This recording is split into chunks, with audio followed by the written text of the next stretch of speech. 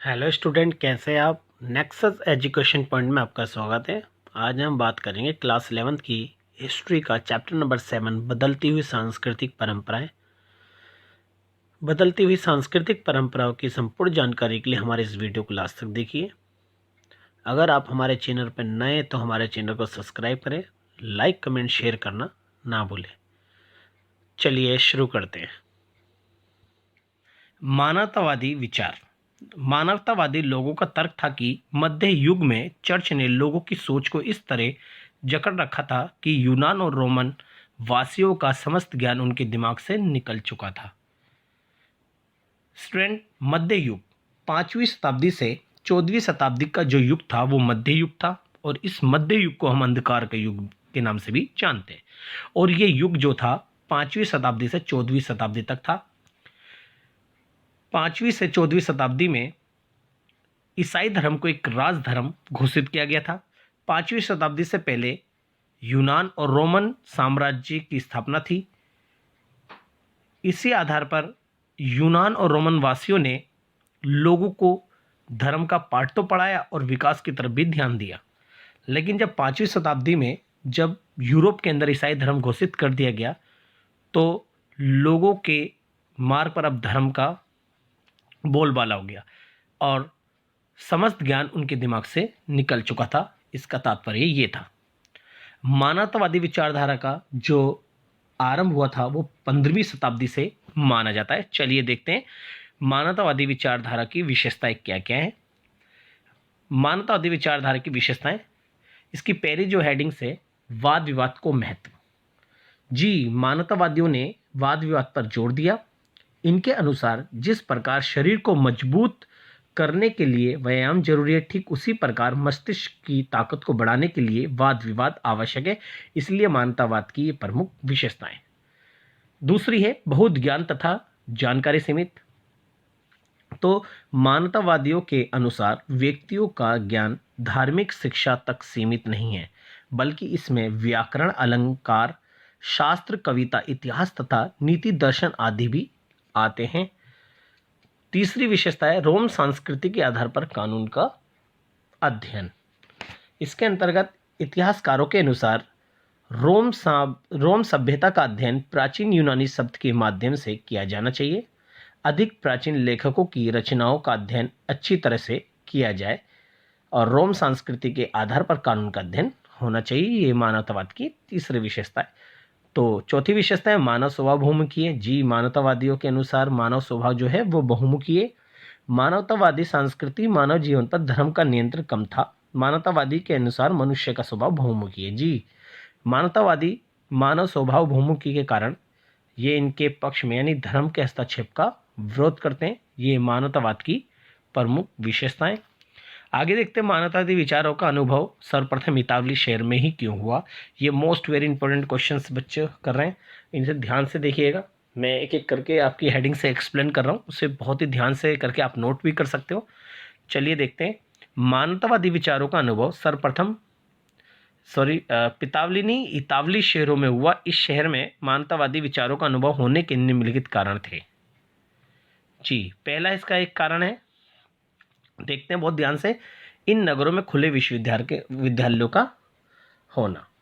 तो पहली हेडिंग अगर हम इसे थोड़ा सा विस्तार से जानेंगे तो ये है कि मानवतावादी विचारों का अनुभव सर्वप्रथम इतावली शहरों में होने का कारण इन नगरों में खुले विश्वविद्यालय थे जो विधि शास्त्र के अध्ययन के प्रमुख केंद्र थे, जिस कारण मानवतावादी विचारों का अनुभव हुआ। दूसरा पॉइंट है धार्मिक शिक्षण के अलावा और बहुत कुछ जानना। जी, इसका है इतावली शहर में शिक्षण कार्यों में अंतर निहित था कि धार्मिक शिक्षण के अलावा भी बहुत कुछ जानना बाकी था। इतिहासकारों ने इसी को मानवतावाद का नाम दिया। नेक्स्ट पॉइंट है व्यापार और वाणिज्य संबंधी कार्य। जी, विधि शास्त्रों की शिक्षा का कारण यहाँ होने वाला व्यापार और वाणिज्य संबंधी कार्य थे, जिसके कारण मानवतावादी विचारों का अनुभव सर्वप्रथम इतावली शहरों में हुआ। नेक्स्ट है नोटरी और वकीलों की आवश्यकता। जी, इतावली शहर के व्यापार के लिए नोटरी और वकीलों की जरूरत थी ताकि वह नियमों को लिखने, व्याख्या करने और समझौते को तैयार करने का कार्य कर सके। तो हम इस आधार पर कह सकते हैं कि इतावली शहरों में इसके बिना बड़े पैमाने पर व्यापार करना संभव नहीं था। इस कारण कानून का अध्ययन प्रिय विषय बन गया।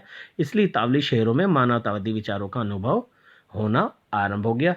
तो सर्वप्रथम बच्चों इतावली शहरों से ही मानवतावादी विचारधारा का आगमन हुआ यानी हुआ। नेक्स्ट क्वेश्चन देखते हैं। अब बात करते हैं यूरोप में पुनर्जागरण के कारण। इससे पहले हम थोड़ा पुनर्जागरण के बारे में जानेंगे कि पुनर्जागरण होता क्या है, फिर इसके जो पॉइंट्स हेडिंग्स है हम आपको यहाँ पर अच्छे एक के बाद इसे एक्सप्लेन करेंगे।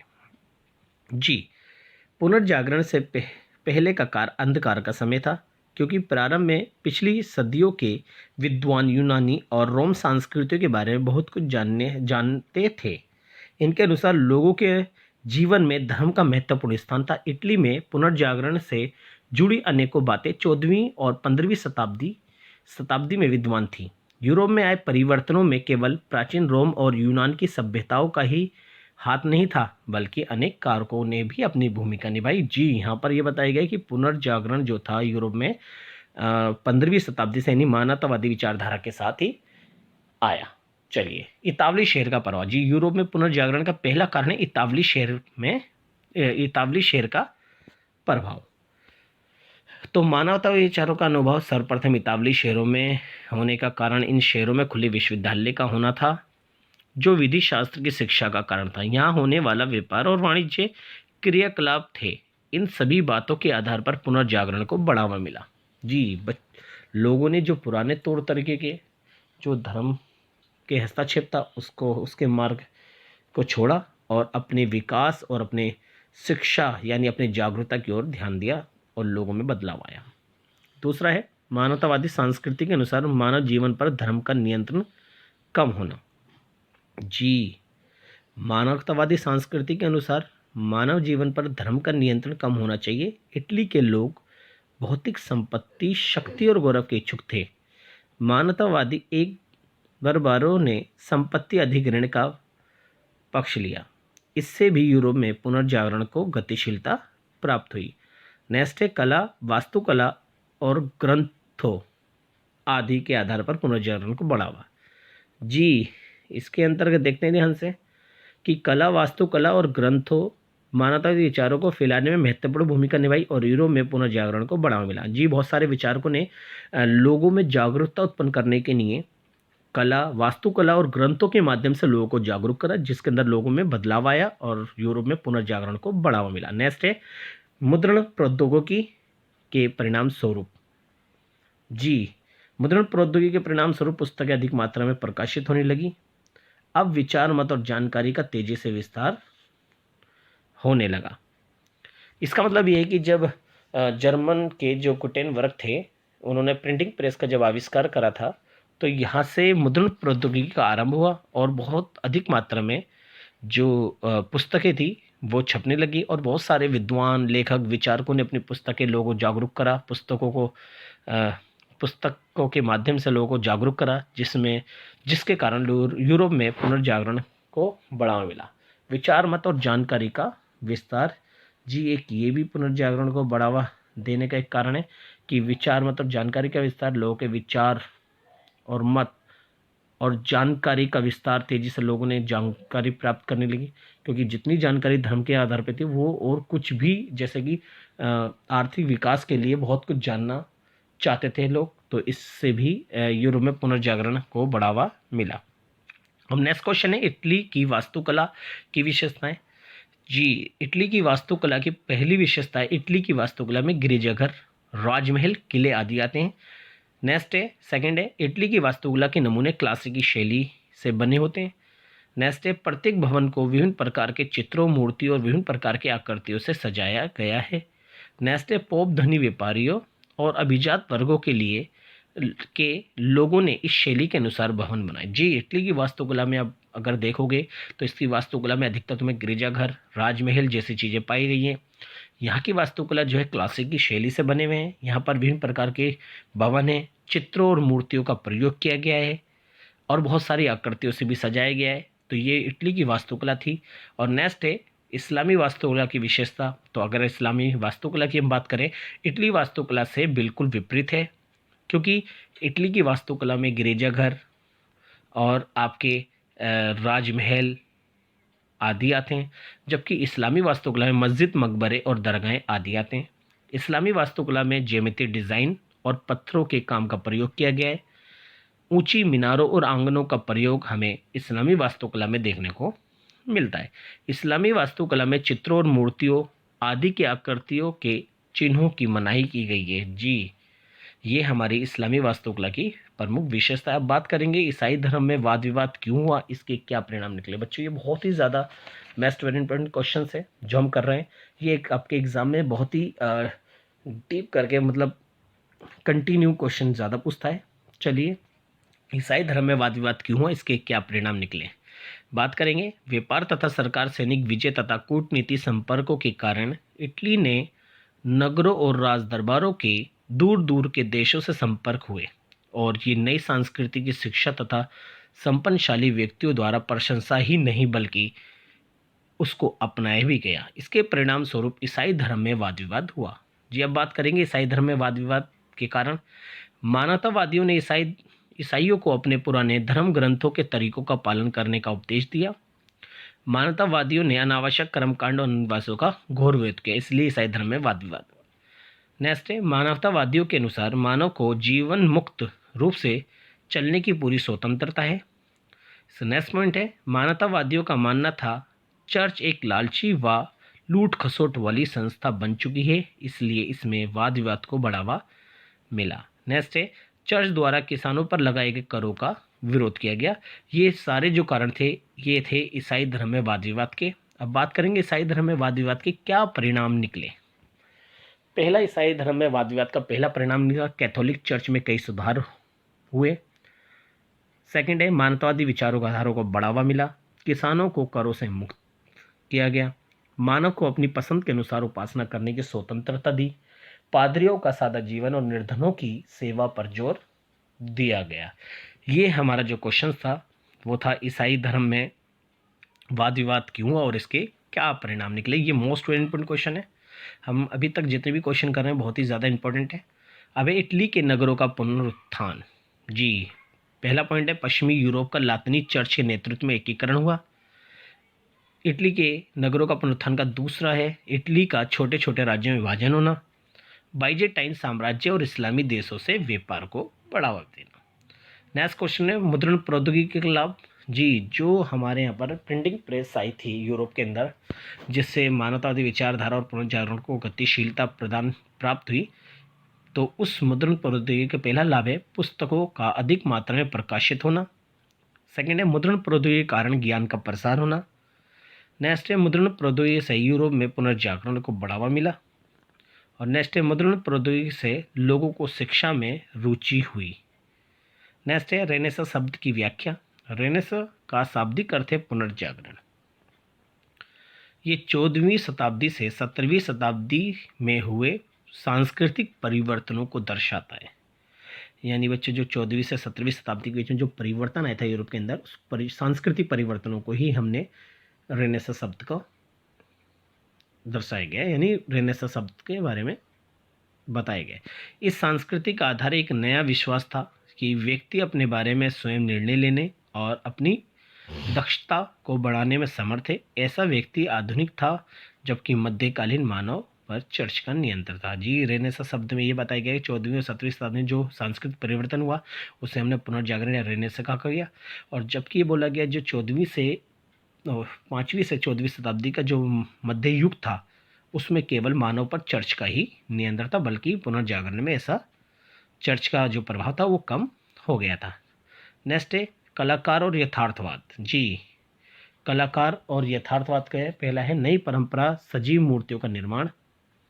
नेक्स्ट है, कलाकारों द्वारा हूबहू मूल आकृति जैसी मूर्तियां बनाना।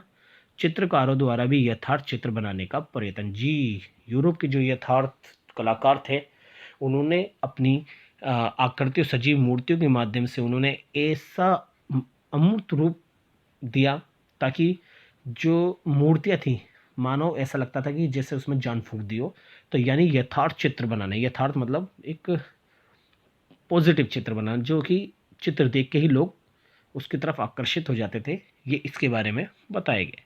अब बात करते हैं सोसाइटी ऑफ जीसस क्या है, जीसस सोसाइटी ऑफ जीसस क्या है, देखते हैं। ईसाई धर्म में वाद विवाद के बाद प्रोटेस्ट लोगों के संघर्ष करने के लिए पादरी इग्नेशियन लोयोला ने 1540 में स्पेन में सोसाइटी ऑफ जीसस की स्थापना की। इनके अनुयायी जेसुइट कहलाते थे। इसका उद्देश्य निर्धनों की सेवा करना और दूसरी संस्कृतियों के बारे में अपने ज्ञान को व्यापक बनाना था। नेक्स्ट क्वेश्चन है, रेनेसा व्यक्ति क्या है। रेनेसा व्यक्ति वह होता है जिसकी अनेक रुचियां हों और अनेक कौशल हों, जैसे एक ही व्यक्ति विद्वान, कूटनीतिक, धर्मशास्त्र और कलाकार हो। यानी रेनेसा व्यक्ति वह व्यक्ति जिसके अंतर्गत संपूर्ण ज्ञान हो, यानी हर चीज़ के बारे में उसको ज्ञान हो। अब बात करते हैं 14वीं शताब्दी से यूरोपीय इतिहास की जानकारी के स्रोत। जी, 14वीं शताब्दी से यूरोपीय इतिहास की जानकारी का पहला स्रोत है दस्तावेज, मुद्रित पुस्तकें, मूर्तियाँ, चित्र भवन और वस्त्र। बच्चों ये हमारे जो भाई सिलेबस के अकॉर्डिंग जो हमने अभी क्वेश्चंस करे हैं, ये मोस्ट वेरी इंपॉर्टेंट क्वेश्चन है आपके एग्जाम में आने की पूरी तरह संभावना। इसे अच्छे बहुत ही ध्यान से करिएगा। और अब हम बात करेंगे चैप्टर 7 यानी बदलती हुई सांस्कृतिक परंपराओं में सपोर्टिंग मटेरियल में जो आपकी स्मरणीय तथ्य दे रखे हैं उसके बारे में बात करेंगे। मैंने अभी रेनेसा पुनर्जागरण के बारे में बता चुका हूँ। अब देखते हैं। मानवतावादी लोगों का तर्क था कि मध्य युग में चर्च ने लोगों की सोच को इस तरह जकड़ रखा था कि यूनान और रोम वासियों का समझ ज्ञान उनके दिमाग से निकल चुका था। जी, अब है नेक्स्ट। बेल्जियम मूल के एंड्रूज वेसेलियस पादुआ विश्वविद्यालय में आयुर्विज्ञान के प्रोफेसर थे। वे पहले व्यक्ति थे जिन्होंने सूक्ष्म परीक्षणों के लिए मानव शरीर की चीर फाड़ प्रारंभ की।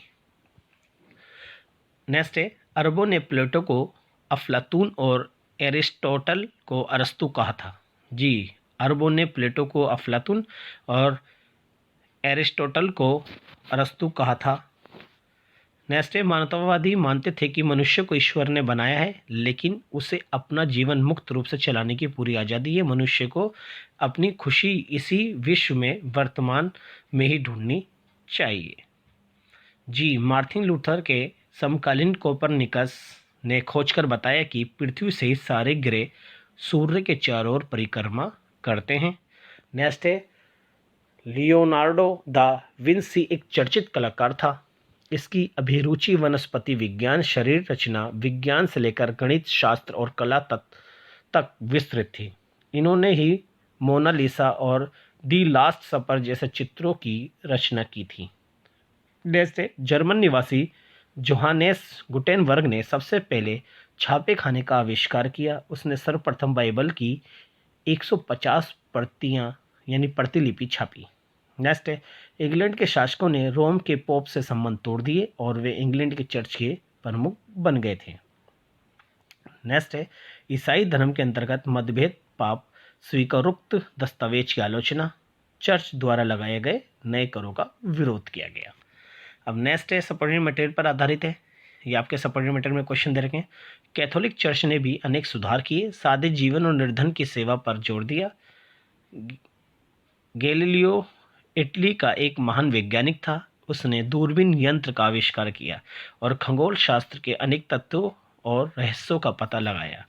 नेक्स्ट है, रेशम मार्ग की खोज से इटली के नगर अनेक स्वतंत्र नगर राज्यों के समूह के रूप में अपने आप को देखने लगे। नेक्स्ट है, निजी और सार्वजनिक क्षेत्रों का उद्भव। नेक्स्ट है, बाइजेंटाइन साम्राज्य और इस्लामी देश तथा 12वीं शताब्दी में मंगोलों और चीन के बीच व्यापार बढ़ने से इटली के नगरों का मुख्य रूप से पुनरुत्थान होना। नेक्स्ट है, स्पेन में प्रोटेस्टेंट लोगों से संघर्ष करने के लिए इग्नेशियन लोयोला ने सन 1540 ईस्वी में सोसाइटी ऑफ जीसस नामक संस्था की स्थापना की, जो दीन दुखियों की हेल्प करता है। अब बात करते हैं कि क्वेश्चन है, द लास्ट सपर चित्र बनाने वाले कलाकार का नाम। Leonardo da Vinci. Next question है, गुटेनबर्ग द्वारा 1455 में सबसे पहले अपने छापे खाने में क्या छापा गया। जी, बाइबल की 150 प्रतियां। नेक्स्ट है, मार्टिन लूथर द्वारा आरंभ किया गया कैथोलिक चर्च के विरुद्ध अभियान क्या कहलाया। जी, प्रोटेस्टेंट सुधारवाद। नेक्स्ट है कोपरनिकस ने किस सत्य की घोषणा की? पृथ्वी समेत सारे ग्रह सूर्य के चारों ओर चक्कर लगाते हैं। और नेक्स्ट है सोसाइटी ऑफ जीसस क्या थी? जी, कैथोलिक चर्च द्वारा आंतरिक सुधार के लिए बनाई गई संस्था, जो कि मानव जो दीन दुखी मानव है उनकी हेल्प करना। तो बच्चों, ये हमने कुछ क्वेश्चंस आपके चैप्टर से और आपके कुछ सपोर्टिव मटेरियल समझने तथ्य जो है आपके महत्वपूर्ण बिंदु पर हमने चर्चा की। आप इस चैप्टर को बहुत अच्छे से ध्यान से करिए। इस चैप्टर से बाहर कुछ इससे बाहर नहीं आएगा, इसी में से आएगा जो हमने सारे क्वेश्चन करे, मोस्ट इंपॉर्टेंट है, जो आपके एग्जाम में बार बार रिपीट हुए हैं। अगर आप हमारे चैनल पर नए हैं तो हमारे चैनल को सब्सक्राइब करें।